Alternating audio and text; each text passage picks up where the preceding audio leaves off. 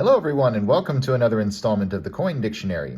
I'm Woohoo and today I've got for you this 1968 5 francs coin from Switzerland to talk about. We'll go over the history, the value, the basics, and any other pertinent information about this coin. So let's get started.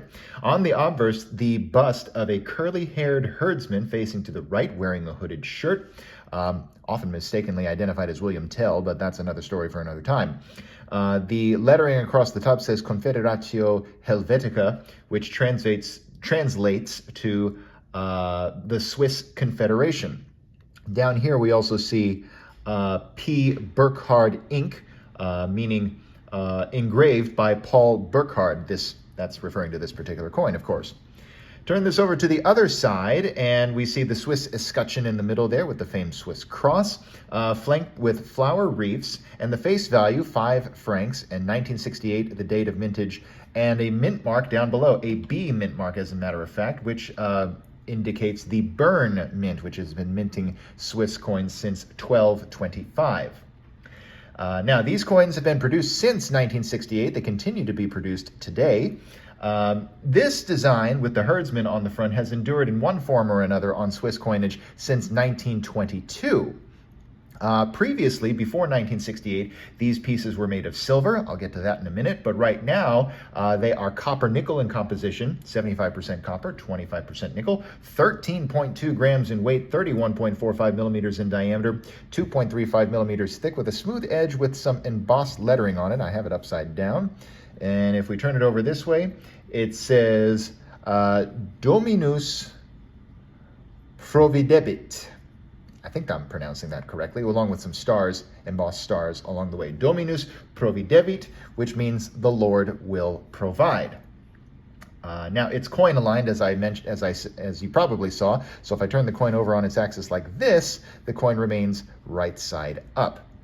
1968B, being the first year of mintage, has a rather large one, 33,871,000 produced for circulation. Now, I mentioned a little while ago that these coins were made of silver before, and that was exactly the case. All the way back in 1922, when this design first appeared, they were 90% silver. However, in 1967, the price of silver soared.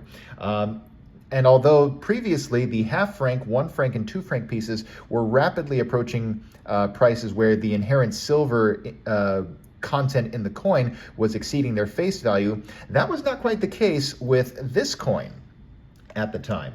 However, the Swiss government was facing a cash shortage because people were melting down the smaller denomination silver coins. They were hoarding this one. And so to alleviate the crisis, they switched to a copper-nickel alloy for the half, 1, and 2 franc pieces in 1968. Around that time, they were secretly approving the minting of copper-nickel 5 franc pieces as well. However, that 38.8 something million mintage I mentioned a little while ago was actually hidden from the public eye at first. Now, officially, 5,532,000 silver 5 franc coins were reported for 1967. And to avoid a further shortage of cash, they produced an additional 8.25 million or so silver 5 franc coins in 1968, but they were dated in 1967. Additionally, 8.637 million silver pieces in 1969 were released for circulation, but after that, only then, after 1969, were these copper-nickel pieces finally released into circulation. So, bit of a bizarre history surrounding the circulation of this particular coin, but it's not without terribly good reason. This is the highest valued circulating coin anywhere in the world.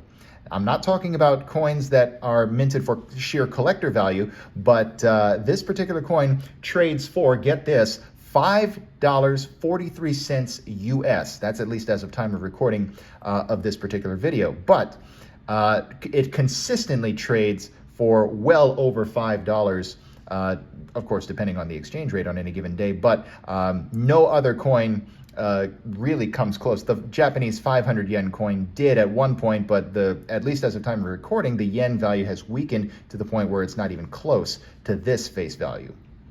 Anyway, I'm rambling on a little bit. I'll see you next time right here on the Coin Dictionary when I've got another coin to talk about. and I'll see you soon.